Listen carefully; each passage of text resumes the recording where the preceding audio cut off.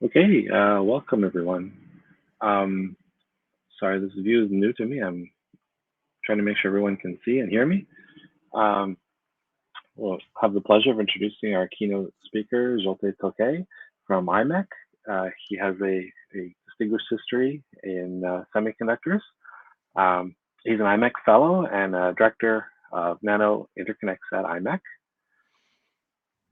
Uh, he joined the organization in 1999 and has held various technical positions, starting as a process engineer, headed the metal section, and later became a principal scientist.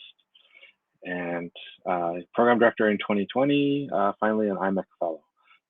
He holds a Master of Science from University of Kossuth in Hungary, and he obtained his PhD at the University of IMEC in physics and material science.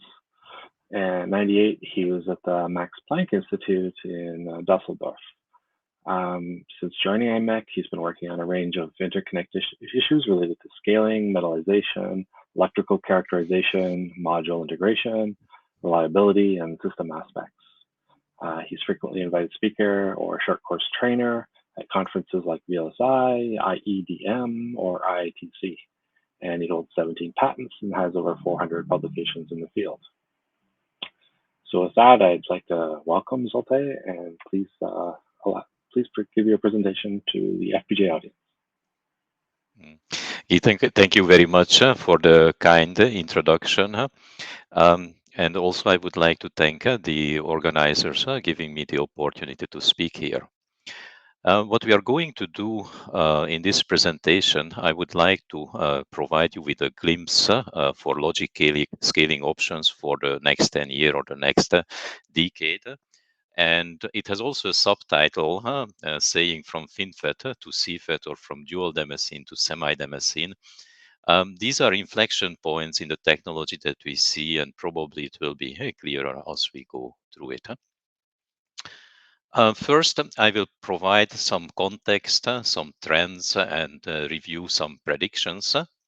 And then in the main part of the presentation, we will review logic technology options in the next decade, in the front end of line, in the middle of line, in the back end of line. And we will very briefly have some consideration on the carbon footprint and then summarize.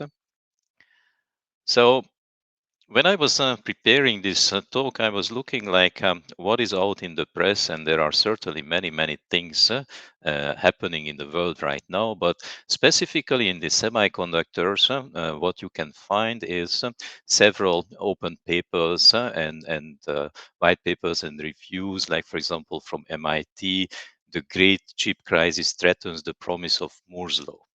That was middle of last year. Beginning of this year, JP Morgan says supply chain issues in the auto industry. When will this shortage end? There are other opinions that the global shortage, there are concerns at the stock market. This is a BBC quote from 26th of January. And more recently, sort of you can read the opposite opinion that the global chip shortage may end soon and turn into oversupply crisis. The purpose of this slide is not to take the point and who is right, who is not right on this, but there is a common line and a common denominator in this one.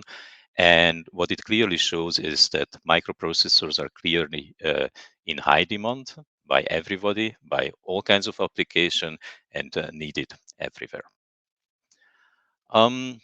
If we think about Moore's law for the next decade, I would like to take this slide from ASML that was presented not so long ago at the investors relation presentation. And essentially, you see several colored curves on this one. And the top one is the envelope curve, which is kind of going straight as we are used to for Moore's law. Now, there were lots of considerations, and for example, in early days, which was represented by the Dennard scaling and related to the dimensional scaling, those things are still happening, but they are tapering off. But in the engineering field, these simple scaling, dimensional scaling, I mean, were added by so-called scaling boosters. Devices and layouts were optimized, which then provide more transistor density. And even with different devices that are introduced, more energy efficient performance. And there is a buzzword going around since 2020, let's put it this way, around that decade, that now we are entering in an era of system scaling, system technology co-optimization. We will come back to that. But overall, it results still a better performing, more efficient system. And that is projected to continue for the next 10 years. Some examples of STCO at an SoC level are recapped on this slide. One example is in 2019, the AMD implementation of EPIC, this chiplet architecture, essentially using 7 nanometer CPUs together with 14 nanometer IOs on one board, which has yield and cost advantages. Overall, this slide showcases essentially how 3D usage is penetrating in different areas. Other example can be the Intel Foveros Lakefield hybrid CPU from 2020, which has a very attractive form factor and power envelope. And more recently, from AMD, for example, where the added L3 cache SRAM on the CPU, and this has a very clear performance advantages. Other performance metric more for domain-specific compute, for example, GPUs and MPUs, they also continue to improve in area and power efficiency. On this chart, you have on the vertical axis gigaflops per unit die area, and here on the horizontal axis, you have sort of per watt or per power metric. And you can see also on this one that all the way until 2021, with some scatter, of course, but there is sort of a linear trend that can be drawn here. Also, if you look at the area of supercomputer performance, there is a rapid growth in the past 30 years of the computing power. In general, the speed of supercomputers is measured in flops, floating point operations per second. And this chart just simply shows the cumulative or combined performance of the 500 largest supercomputers on the world. This one is the fastest supercomputer, this orange color in the world. And the yellow is number 500. Essentially, there is a continuous improvement and increase in the number of flops. Computation needs keep increasing in many areas, and also specifically for machine learning. There is the need for better compute operations. Now, historically, the first machine learning was the perceptron, and until about 2010, the evolution of this area was simply following the doubling the density every 2 years, which was sort of using each time the new silicon technology available. What happened in 2010 is that with the appearance of the deep neural networks and improvement in the programming capabilities as well. Essentially, here the compute operations per time, they drastically increase and went on a different slope. Now it's doubling every 3.5 months. So these are sort of trends, and it's certainly fascinating. And we can question how we go forward and how we can realize and keep on this pace of exponential growth for the next 10 years. For this, what I have decided, I have included here screen captures, screen capture of the TSMC website, which they flag as research areas. They mention four key areas: logic, interconnect, memory, and AI, or artificial intelligence. We will not go into detail on each of these in the remaining part of the presentation. Here I'm going to deal with logic and interconnects. So what are the technology options, scaling options that we have going forward? Well, let's give a high-level look to the CMOS technology evolution, as traditionally it was aided by lithography and process innovations. Um, Early on, it was Dennard scaling, just a dimensional shrink. With some material innovation, brought us essentially to the 193 nanometer I region. More recently, multi-patterning techniques started to appear, and for a couple of years, widespread or wider spread of EUV lithography is out there, and for the future, high-NA EUV lithography is on the roadmap. So besides gate length scaling and dense metal pitch, there were several key features changes. For example, in the devices, strained silicon introduction, high K metal gate, then moving to FinFet, and in the future now it's predicted to move to nanosheets, and later on eventually to 2D channels.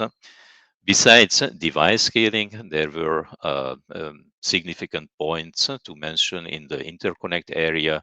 Um, Low K introduction, cobalt gap, air gap, cobalt interconnect. More recently, direct metal etch, and later on the roadmap, different alloy conductors. So first, I would like to show a couple of slides on EUV lithography. And EUV lithography is definitely a critical tool for enabling logic scaling. I will not detail very much the actual numbers, or the point here is not to insist on the numbers, but to give you like ranges, like for example, for a 2 nanometer node, a poly pitch of 40 to 45 nanometer could be envisaged with a tight metal pitch of 20 to 22. This translates into the fourth generation of EUV tools with multi-patterning, because these very tight pitches cannot be resolved typically below 28 nanometer pitch. The complexity increases due to multi-patterning, and that drives the next innovation in the EUV area, or next big inflection point, I would say, which would be the introduction of high-NA EUV, allowing again a single patterning right around the time horizon of 2026.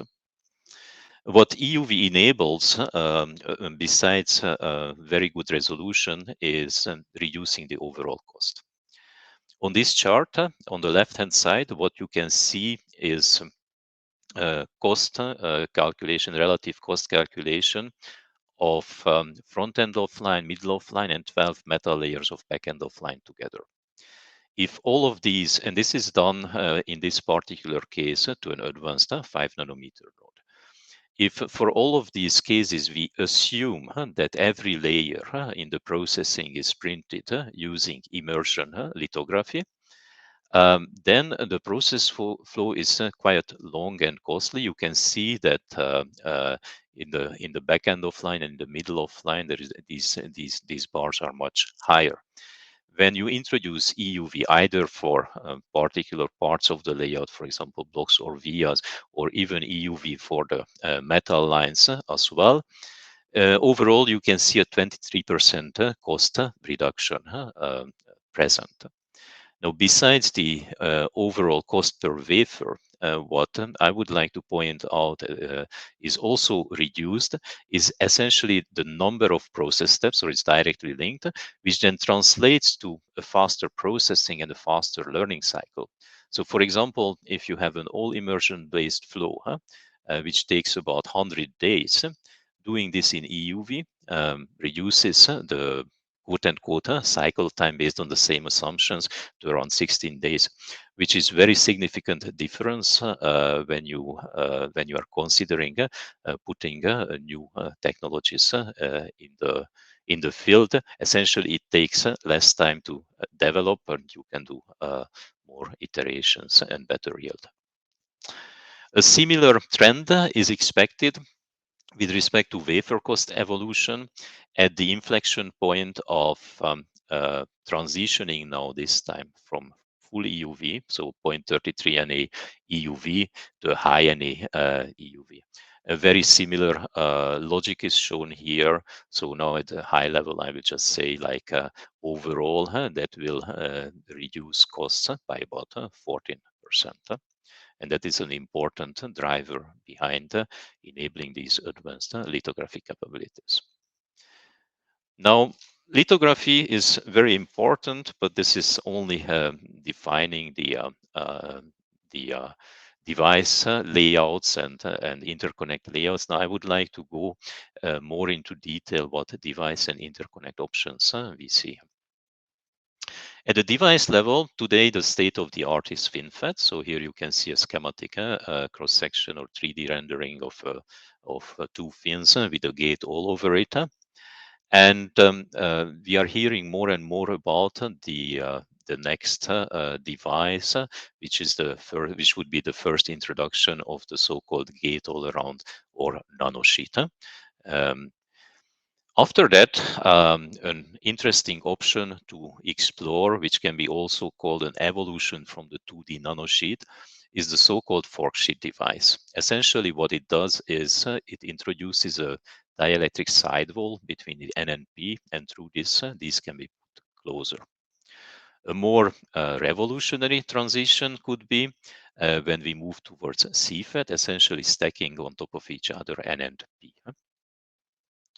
At the same time, in the interconnect area, first of all, these interconnects are composed of many, many different layers. From a hierarchical point of view, they could be categorized, for example, as MX local layers, MY, MZ transition layers, and then global layers. From a technology point of view, today, the bread and butter of interconnect is the so-called dual damascene copper. It's dual damascene because two layers are fabricated, a trench layer and a via layer in one go, and this is considered to be the most cost-effective way of realizing interconnects. And this is repeated over many, many layers. We do see an inflection point in this area as well, and this is the so-called semi-damascene. I will explain that more in detail later. For now, maybe let me just say that this semi-damascene approach is not based on copper anymore, but it's based on metal patterning.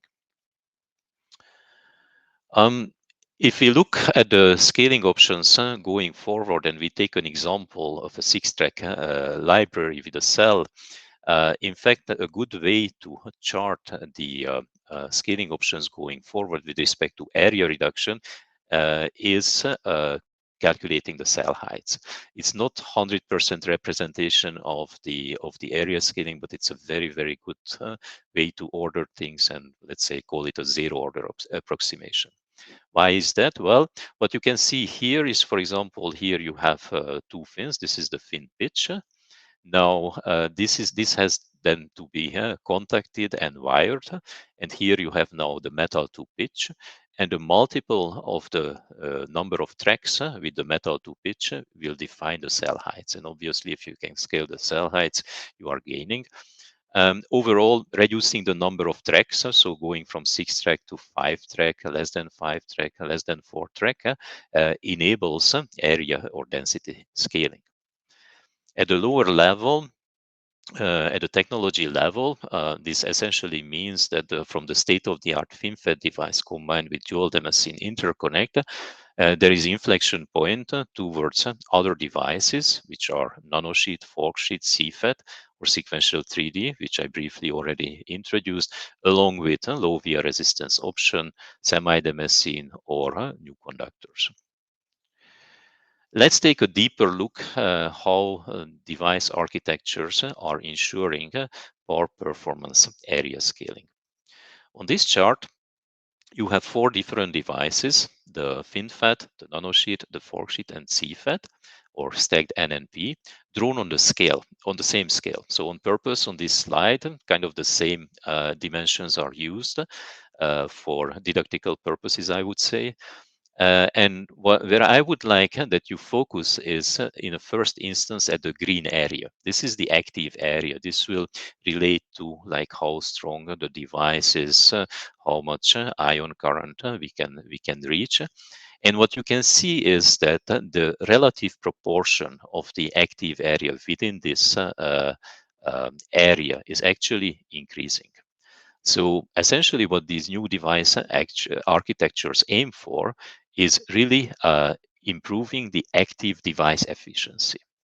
And of course, if you don't draw them on the same scale, but you start to scale subsequently the devices, you can still maintain a very attractive performance benefit. So FinFET is the state of the art. I will not dwell too much in detail about FinFETs. Left-hand side is an image of TSMC's 5 nanometer technologies node. You can see the gates and contacts over there. Right-hand side is from IDM 2017 from Intel, where you can see essentially a cross-section of a fin gate all over it, and again the contacts and the gates. We will not dwell very deep in the dimensions, but just that you have some idea. I kept here from the publication the table that they put. So in this technology, the fin pitch is 34 nanometer, the contacted gate pitch is 54, and metal zero is 40 nanometer, representing about 0.7, 0.8x scaling compared to previous node. So critical parameter is, of course, how wide the active area is. And so this brings us to the potential next step here, moving to nanosheets. And nanosheet has several promises and benefits compared to FinFET. First of all, it stacks different sheets, like represented by these green horizontal lines here. Several of these sheets on top of each other on a single on the footprint of a single fin. Yeah. It has improved short channel control due to the gate-all-around architecture. So here the red goes all around the fins. And interestingly, the designers get an extra knob in their design. While in fin technology, somehow actually the fin itself and its dimension is fixed. Here with this technology, there is some design flexibility possible by selecting the widths, of course, within certain boundaries within design rules, but still the widths can be varied. And also an interesting consequence is the reduced variability, intrinsic variability of this approach. If, for example, you look to the power frequency curve of a ring oscillator, and what you can see here, compared to a 5 nanometer FinFET technology with 2 fins, going through 3 nanometer and 2 nanometer 5-track technology with nanosheet, actually there is significant benefit. For example, at equivalent active power, you get higher performance. There is not only prediction out there. Here I would like to show a demonstration of feasibility of such devices from IDM 2017 and 2018. Essentially, one parameter that I'm drawing the attention to it is the geometry optimization. On this red one, you can see more circular or close to circular shape of geometry, while in the blue rectangle you can see more of a rectangle like with rounded corners, and this turns out to be a more optimum geometry. This is then directly translated into better ion-I-off curves. So you can see here, for example, that there is a significant improvement of the ion-I-off ratio when you move towards this more controlled geometry. And this optimized integration, it also gives a better delay, essentially a better gate delay, which goes down here. So that's very briefly about a nanosheet. Now I would like to move to the next logical step, or what a next logical step could look like, and that is the Forksheet. The Forksheet, if you are coming from the nanosheet, it can be looked like a boosted version of the nanosheet. So the difference is that between the N and P, a dielectric wall is introduced. And these has certain advantages. This was first proposed by IMEC actually and invented by IMEC. Several consequences are there. Schematically, if you look to this one, for example, now you can extend your width all the way to the sheet. So there is a maximization of the width of the channel, and there is also Miller capacitance reduction by the introduction of the dielectric sidewall. So you can at the same time reduce your spacing between N and P and have better capacitance performance. In plots, it can be shown like on this slide. On the left-hand side, what you can see is compared to a nanosheet reference, an optimized Forksheet gives about a 10% benefit. Now, this is then directly translated into performance. Here, if you look to the power frequency curve, there is 10% shift at equivalent power towards the right, so towards higher frequencies. Recently, these devices got demonstrated, so concept and feasibility were demonstrated of these devices on 300 millimeter wafers. Here you can see a cross-section, a TM cross-section of this one. So this turns out to be a 22 nanometer wide sheet here with 17 nanometer dielectric sidewall separated. On the right-hand side, you can see IDVG characteristics. Both PMOS and MMOS look very interesting and promising. Now, I would like to still point out something, that the actual demonstration is unichannel devices, meaning these devices at this moment or were at different wafers, so it still has to be put together to have CMOS on one wafer. But this is certainly an encouraging and interesting result towards the usability of the Forksheet concept. The next device that I would like to deal with is CFET.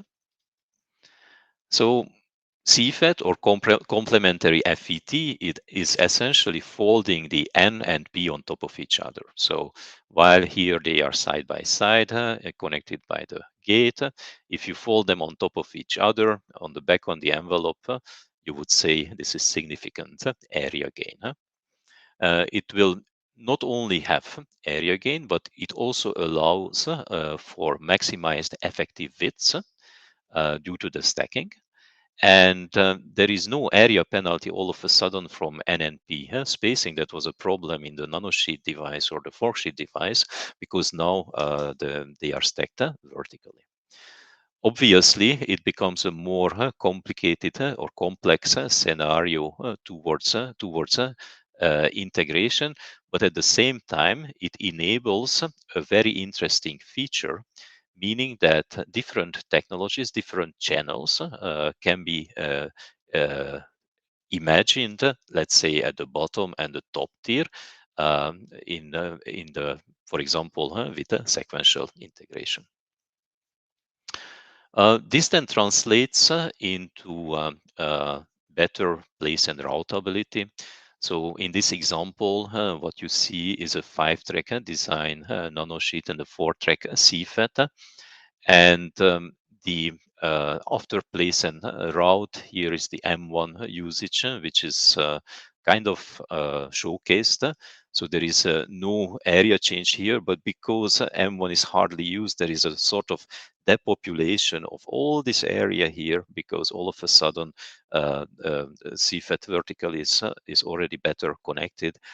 Based on this, you simply expect 13% better area scaling just by moving to CFET. Not only predictions were made, there are some literature data out there.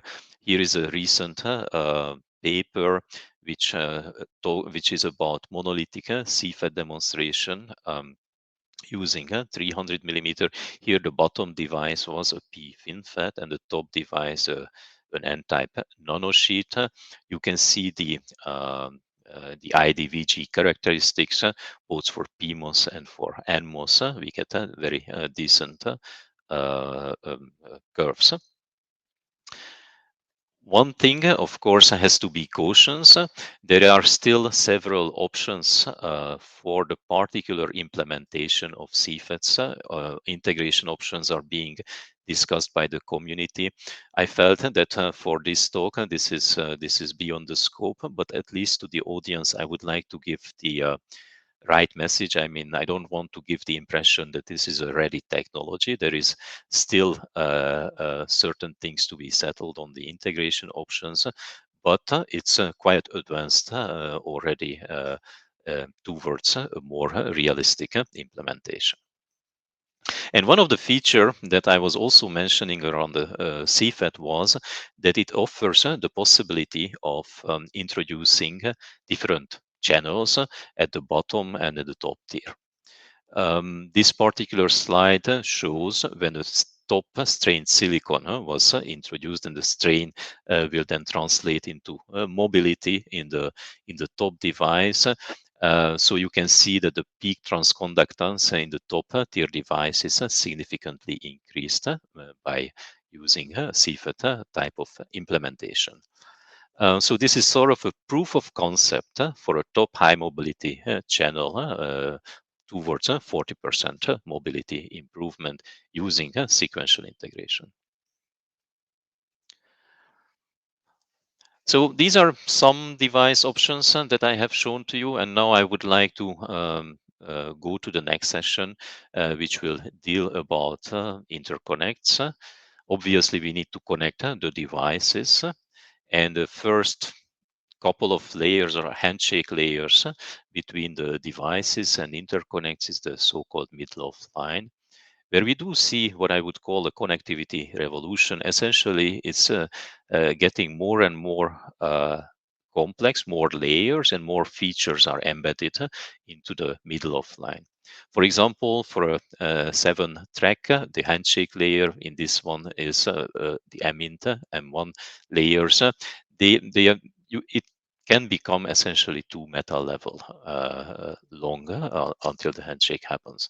Extra features can be introduced, which are called self-line gate contact or power delivery from the backside, which, for example, one possibility is using buried power rails, where power rails are buried below the fins. And when we move towards 4-track scenarios, for example, with Forksheet or CFET, there is a multitude of vertical high aspect ratio connections of these devices. It takes quite some effort to wire out from this buried rail, for example, towards the emit layers.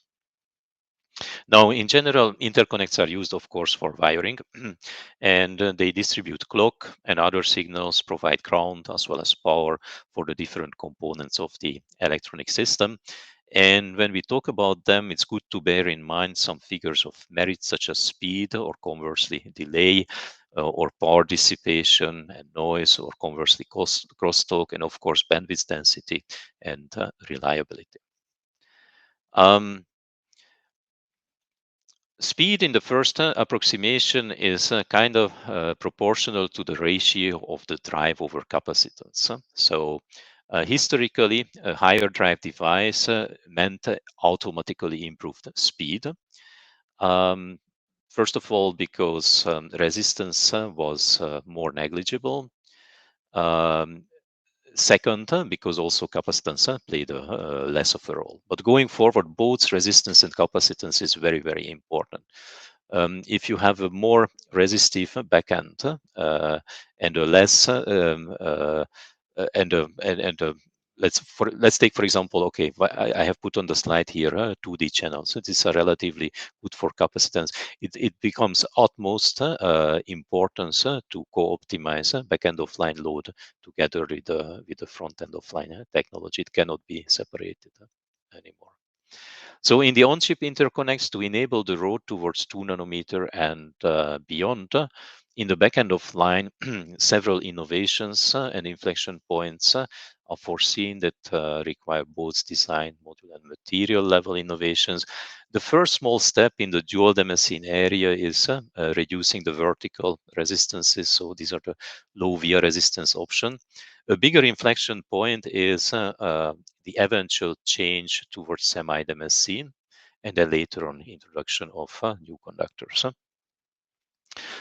State of the art today in on-chip interconnects is based on dual damascene technology.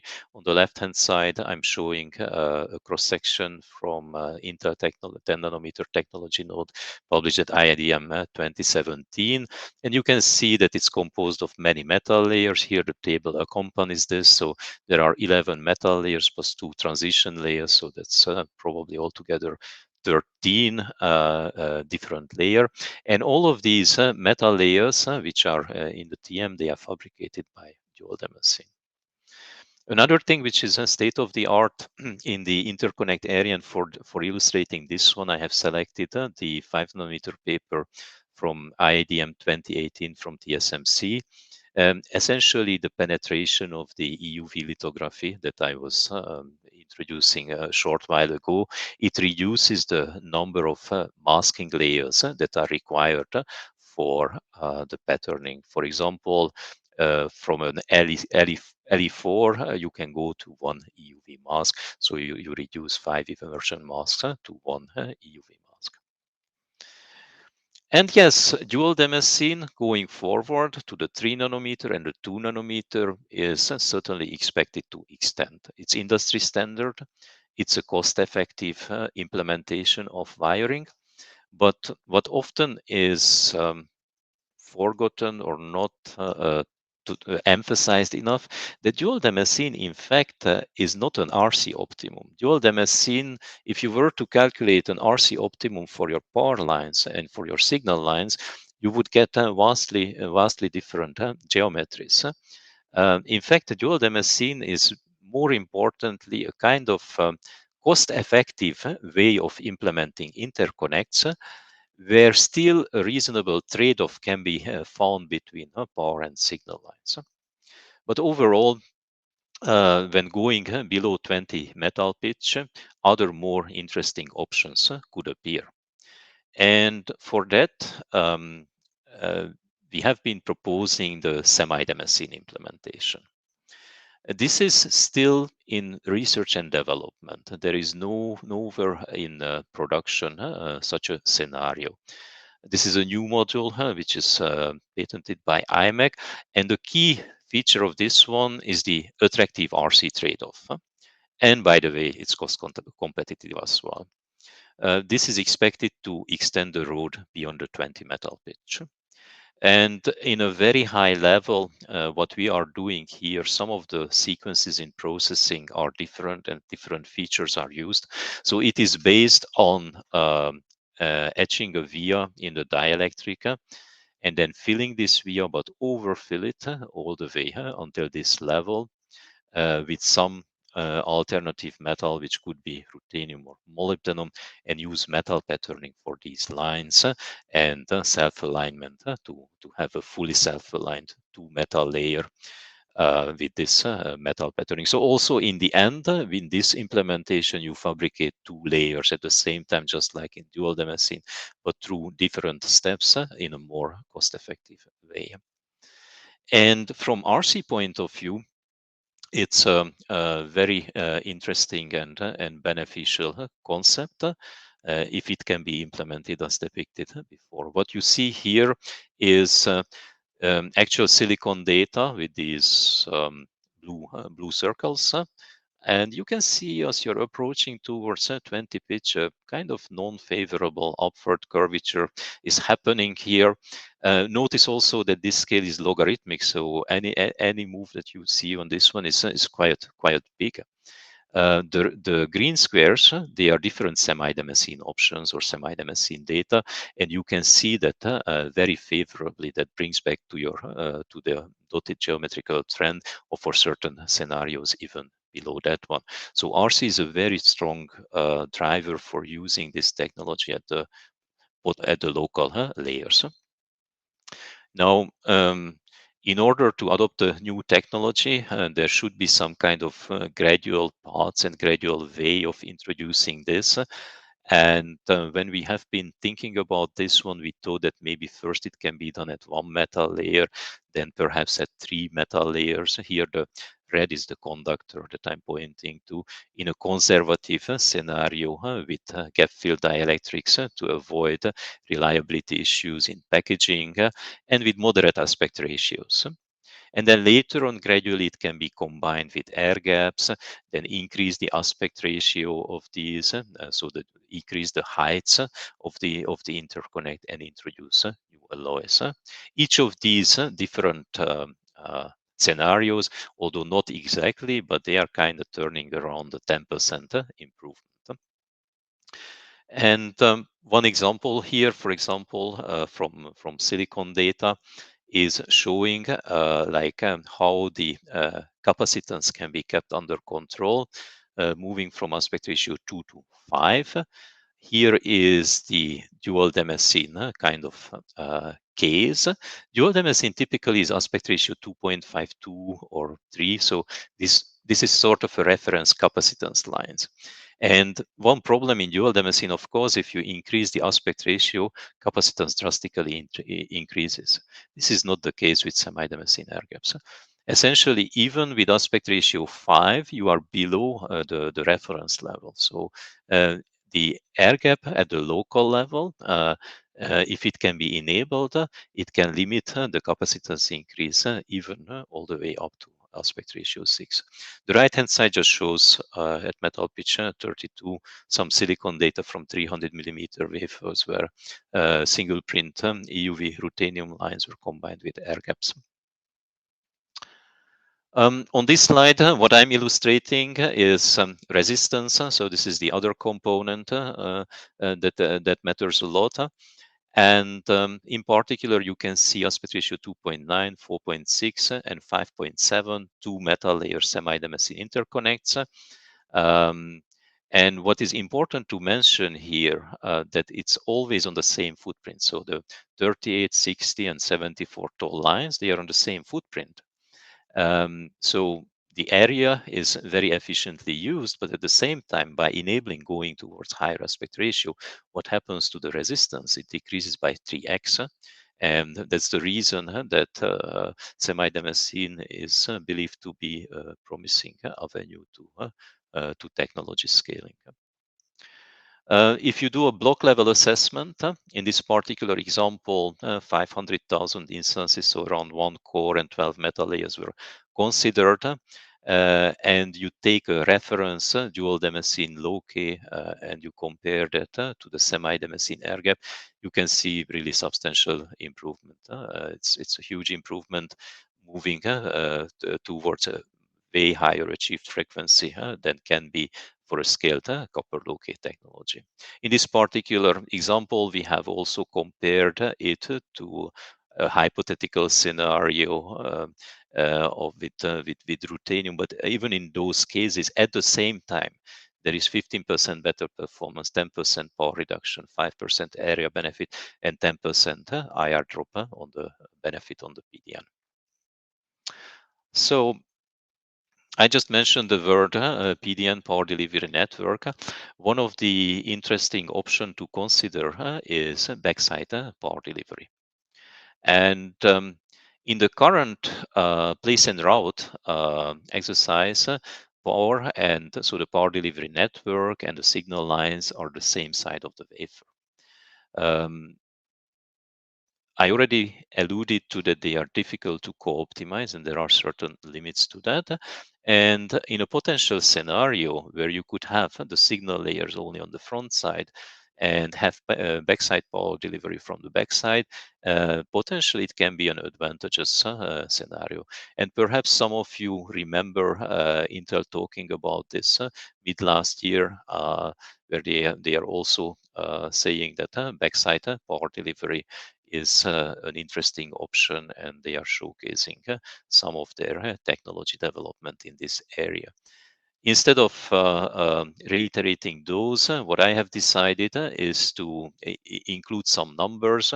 And so here what you see is two cases, front side PDN, where the power from the top from M12 is propagated to the device through a stack of vias here, and a scenario where you have backside power delivery enabled. So in this case, you don't have to run these 12 metal layers down, but you are delivering directly from the backside of the wafer the power to the device. And this immediately results in better place and much better routability. There is less congestion of the wires. And what it also results, if you compare this blue and this green, there is a reduction of IR drop. This has been also demonstrated, or the concept and key elements of this were demonstrated on 300 millimeter silicon. This slide shows backside power delivery network connected to a device, and it was verified both from the front side and from the back side that there is absolutely no device degradation, and the devices remain functional regardless whether the front side or the back side is used for connection. That sort of is a technology piece showing that in principle it can be compatible with 300 millimeter processing. And so these were the technology elements that I thought to introduce to you.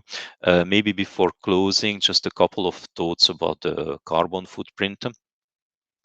So recently, it's from mid last year, there are quite some there is quite some press on the carbon footprint of the IC production.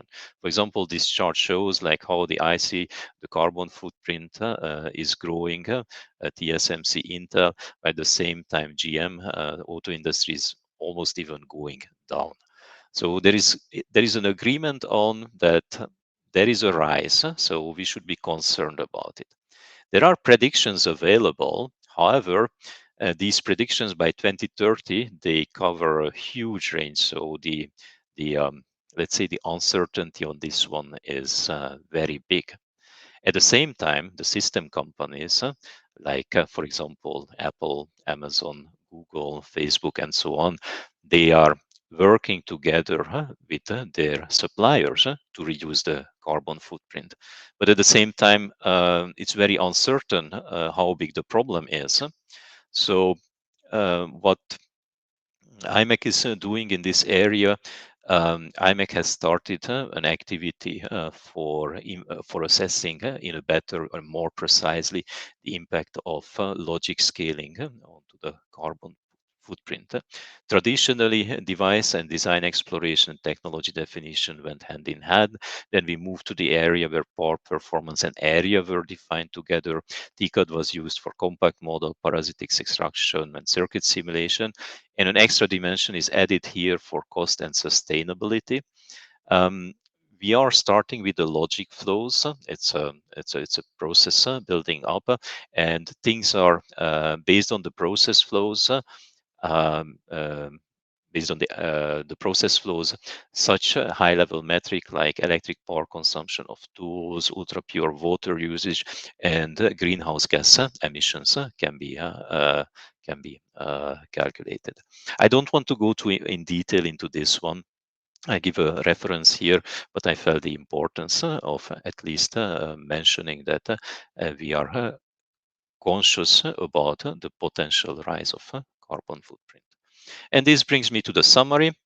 Um, What I try to illustrate you in this talk is that technology scaling is needed and will continue through innovations, high-NA EUV, new devices and standard cell architecture, new middle-of-line, new interconnects, and at the same time, with system technology co-optimization, when these techniques are used to identify specific technologies, they also have to stay or move towards a carbon neutral way. And before closing, I would like to have a special thanks to my colleague Naoto Horiguchi, who really helped me for the device part of this presentation, and of course all of my IMEC colleagues and partners for the inspiring and constructive joint work and discussions. Many of the examples are coming from them that I used in this talk. So with this, I would like to thank you for your attention as well. And if you have questions, I will be glad to answer them. Great, thank you, Zsolt. Questions from the audience?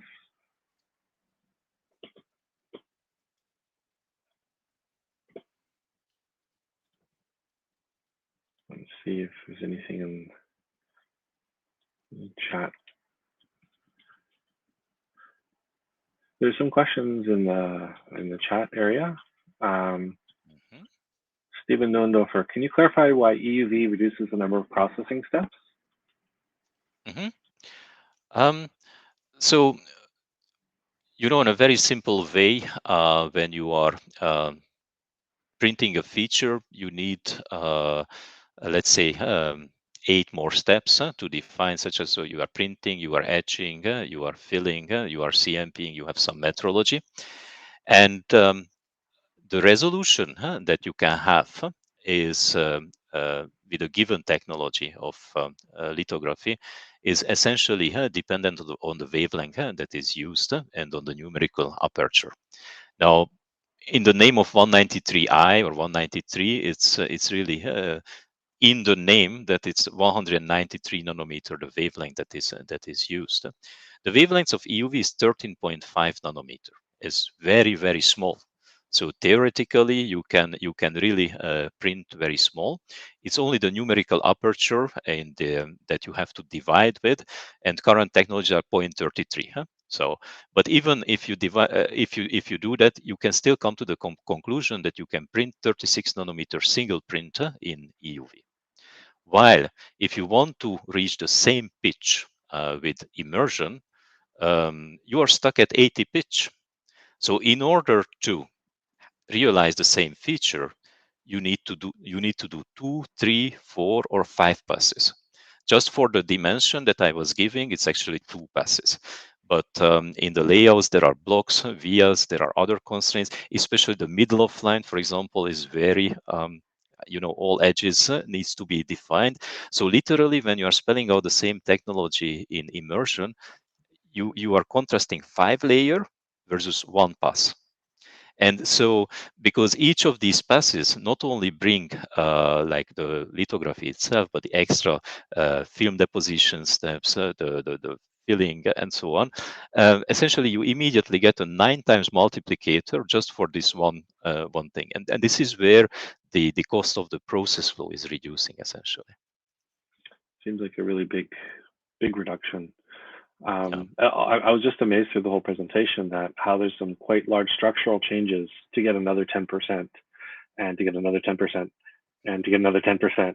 And these are really continuing to add up, which is actually really encouraging. I'll go back to the list of questions here. Is there any information comparing total energy and manufacturing cost versus yield or density for these new processes? Good question. Thank you very much for the question. I will be honest, I'm not aware of this one. What I'm aware, and it's not necessarily my deepest field of expertise, but anyway, if you remember, I had this middle graph that today there are different studies. Maybe I will go back. No, I cannot go back to the slide anymore. Can I? I don't know. I don't know. So I was trying to allude to the uncertainty of the let's say projections to 2030. And probably one of the reasons that the projections are so different is because there is not yet a very full and agreed by everybody methodology for this. So I'm not aware of comparing the total energy of cost versus yield, for example. Yeah, intuitively you feel the link, but I'm not aware of full assessment of that one. And I'd imagine in a graph like this, it's mostly talking about the incremental emissions caused by the manufacturing process and not by gathering the materials needed, for example. Exactly. So, for example, what we started at IMEC is the processing, and then later on you have to add the mining and the transport associated to that. So it becomes it's quite a complex through this the full supply chain until from the mine something gets into your transistor. That's quite a complex chain actually. Yeah, related to that, if I can ask a question on my own, with the Russia-Ukraine conflict being in the news, there was a Wall Street Journal article about a shortage of neon and palladium, especially neon, which comes primarily from the Ukraine. But did you have any insight into that? Because my understanding was the neon is used for the laser aspect, which isn't necessarily high consumption product.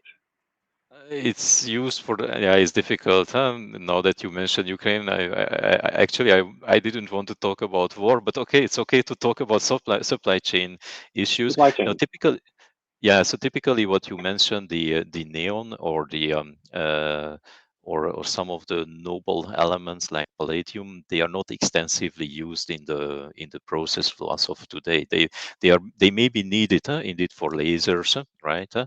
But it's not something that you constantly need. But at the same time, there is a lot of concentration of some of the metals that are being used. Um, One thing perhaps to bear in mind that also when something gets to the wafer is a relatively small amount. Just to give you an example, um, for example, cobalt is also needed. Um, and when you calculate the amount of cobalt that you need, let's say for high volume manufacturing of several millions of wafers, in fact, you come to conclusions like, and I don't know now the exact number, I don't have it in my head, but you come to like 0.5% of world production quantity is needed. So even when you have a supply chain issue and you know that you need that, I mean, there are probably some ways um, ensuring that you have it at the moment when you need by storing, by buying before, or Great. I'll go back to the questions in the chat. What's the trend for cost per transistor? cost per transistor goes down essentially. That's other metric. It's out there. I have a very similar chart for that one that would look very similar to what finally I selected from ASML. Reason is because that was let's say more recent. So cost per transistor would be like this, maybe like the yellow curve, something like that, right? Okay. The next two questions, I'm going to combine them. It's essentially asking what are the most promising devices of the future beyond CMOS? One is asking about carbon nanotubes. There's asking about mesos. Well, look, there is definitely life beyond the 10 years. So there are a lot of interesting research areas over there. I mean, you have the MEMS, the 2D materials. I agree. Consciously, I didn't want to go that far. I wanted to Mm, focus for the next decade, but the research field is quite rich. If you think about the CNT computer, for example, presented by Stanford, those are all very, very interesting concepts, I would say. great. We're right at the end of our time. I don't know if they'll give us any extra seconds, so I wanted to say thank you very much for a very interesting keynote. If you can stay on and maybe ask a couple of questions, 1 or 2 seconds afterwards, that would be fabulous.